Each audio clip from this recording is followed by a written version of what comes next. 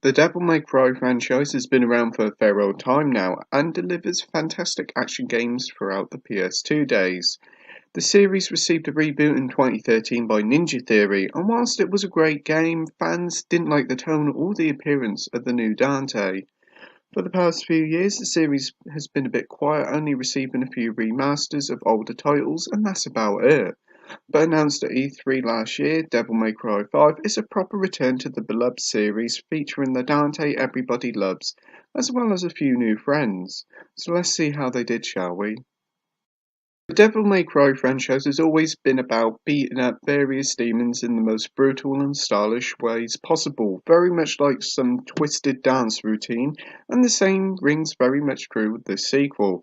Here in DMC5 you play as 3 different playable characters, all with their own weapons and fight strategies. First off, you start playing as Nero, the dude from DMC4, and this time Nero has a few new toys in the Devil Breakers. Since the last game, Nero has lost one of his arms, so he has these robotic arms called Devil Breakers, which are used throughout the game. You start off with a couple, and you end up with quite a collection.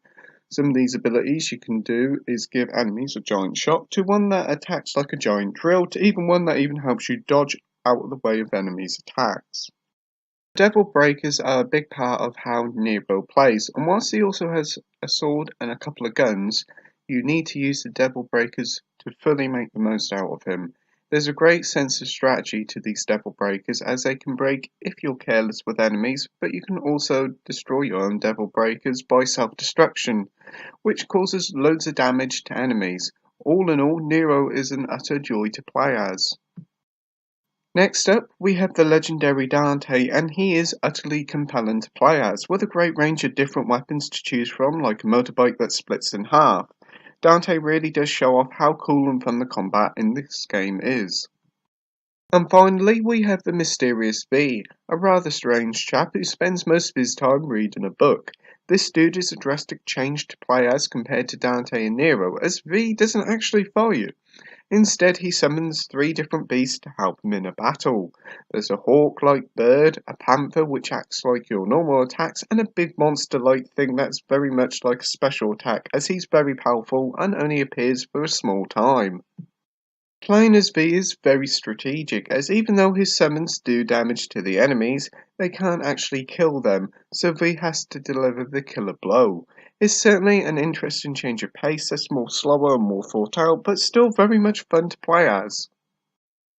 When you first start playing as these characters, you start out with a basic set of weapons and abilities to get you started, and as the game goes along it keeps giving you loads and loads and loads and loads and loads and loads and loads and loads of new things to do. It's really quite astonishing. From Nero to Dante to V, each of these characters have their own sets of skills which can be purchased with red orbs, and the amount of different moves you have at your disposal is completely insane. The game feels very similar to a fighting game with how many different moves you can pull off. It starts by giving you a few bits and bobs, but by the end gives you the whole kitchen sink, and then some. It's a brilliant approach to keep the game fun and entertaining. The game's story is actually really rather entertaining, following a massive demon attack in London, and even though it's a very flashy affair, the story really focuses more on the 3 main playable characters, their struggles, and the rest of the DMC crew.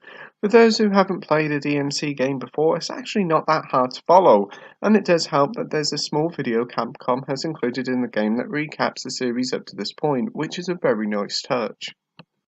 The game's 15 to 20 hour story sees you going through a collection of missions, and they're all paced brilliantly with some fantastic level design. Most levels start out with a cutscene, their mission itself, which lets you explore a linear level that's actually quite chock-a-block full of secrets, and then the level normally ends with a huge and incredibly enjoyable and adrenaline-pumping boss fight. Once you complete the game, you unlock another mode, but I don't want to spoil that one, but that's not it, as there's a sort of online multiplayer of sorts that's available.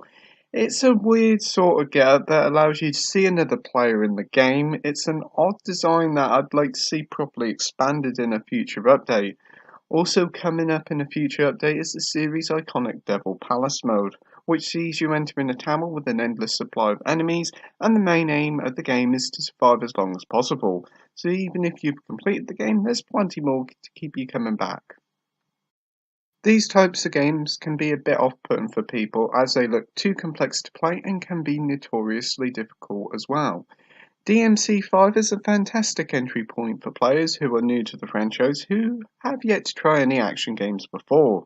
When you first boot up the game, you have two different difficulty modes, Human or Devil Hunter. Both are the easier difficulty. I played on Devil Hunter, and whilst it was easy enough, it did get hard at times, especially near in the end. As you complete the game, you can unlock more harder difficulty modes like Son of Sparta, Dante Must Die, Heaven and Hell, and Hell on Hell. These modes can be anywhere from quite challenging to hair-pulling difficulty. Whilst many casual players won't even touch these modes, it's great that they're there for older fans of the series. One thing that did surprise me with the game was that it contains microtransactions, but before you get those pitchforks out, they're not actually that bad.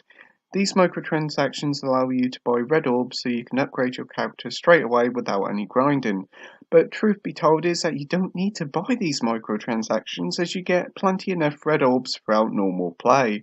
But they are there if you want them, and thankfully they're not too expensive as they're only a couple of quid, which is pretty reasonable. Presentation wise now, and the game looks astounding, running on the brilliant RE engine, the same one used in the recent Resident Evil 2 remake. DMC5 may just be the best use of the engine yet, as the game contains some wonderful looking environments, fantastic lighting, as well as some very realistic looking character models, and all this while sticking to a near rock solid 60 FPS on PS4 Pro. It's a very impressive showcase indeed.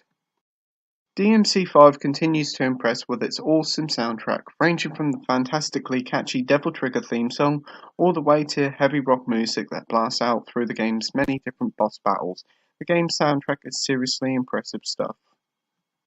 Conclusion time now, and Devil May Cry 5 is a fantastic return to the legendary franchise. It's an utterly brilliant thrill ride that's non-stop action from beginning to end. With 3 different characters, and very fun characters at that to play as, DMC offers plenty of combat options to play at. Even when the game ends, there's still plenty of content to play. Devil May Cry 5 is the best action game of this generation, and that's why I'm giving Devil May Cry 5 a 9.5 out of 10 with the title of Amazing. Thank you for watching my review, like, rate and subscribe, and until next time, happy gaming. Bye!